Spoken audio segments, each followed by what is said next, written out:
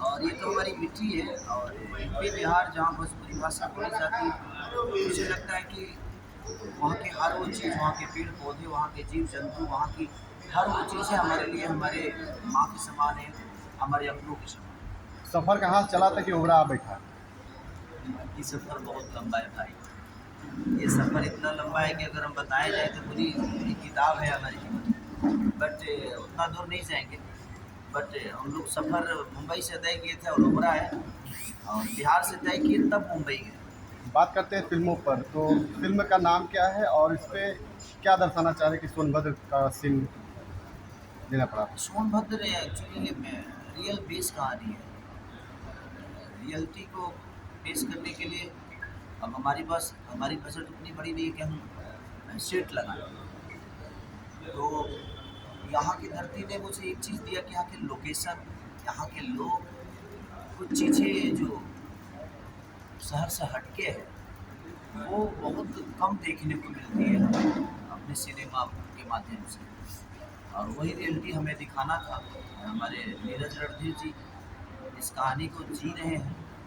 तो और मैं इस कहानी का एक हिस्सा हूँ, और मैं वो किरदार निभाने की कोशिश कर रहा हूँ। कितने हद तक निभा पा रहा हूँ ये तो नीरज भी और रणधीर भी बताएंगे। लेकिन हमारी कोशिश है कि मैं जिस तरह आप लोगों ने गैंगो वासेपुर देखा था, उस हिसाब से अपने इस सिनेमा को लेकर जाएं। और रियल कहानी है तो ज़्यादा दिक्कत नहीं होगी।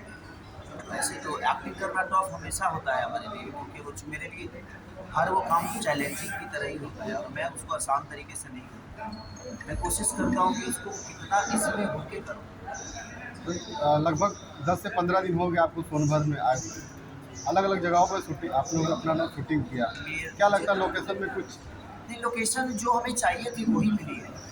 कुछ जो ऐसे लोकेशन है जो आपके जुबान पे है? टिपिकल गांव जो है वो हमें जो चाहिए थी, जो आज से 70 साल पहले, 80 साल पहले जो हमारे गांव हुआ करते थे, जो मिट्टी के घर, वो वहाँ के रहने का, 80 साल पहले रहने का लोगों का तरीका क्या था, वही सारी कैरेक्टर सारे लोग प्ले कर रहे हैं। और वैसा ही कपड़ा, वैसा ही रहना, वैसा ही बोलना, वैसा ही हर वो चीज़ जो 80 साल पहले।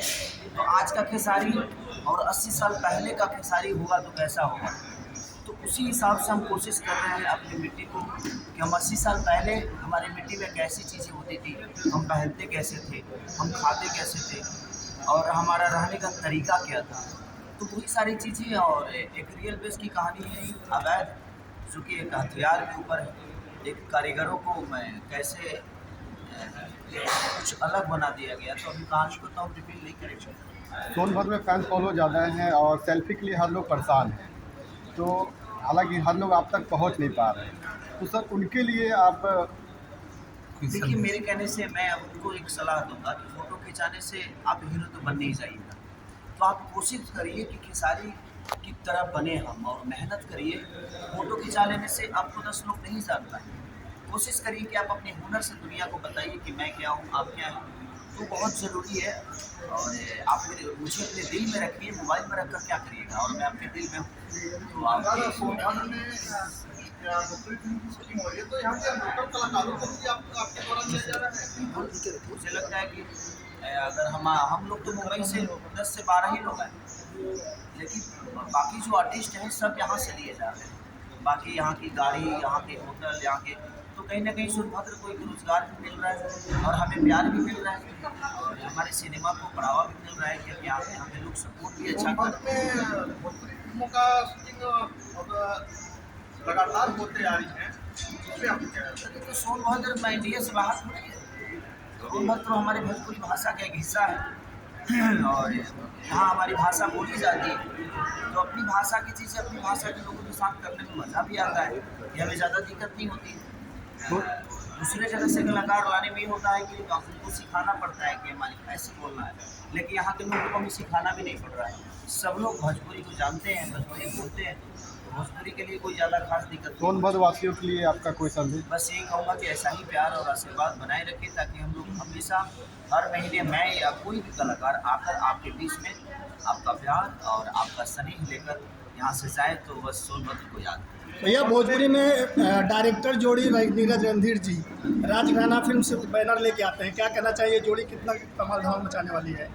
सर राजघराना में और नीरज रणधीर में ज़्यादा कुछ फ़र्क नहीं है, क्योंकि एक डायरेक्टर को फ्रीडम जब मिलती है ना तो अपनी चीज़ों को दिखा पाता है, चाहे वो कलाकार बंधु की तरफ से हो या हीरो की तरफ से, हीरोइन की तरफ से, या किसी भी प्रोडक्शन से या प्रोड्यूसर से।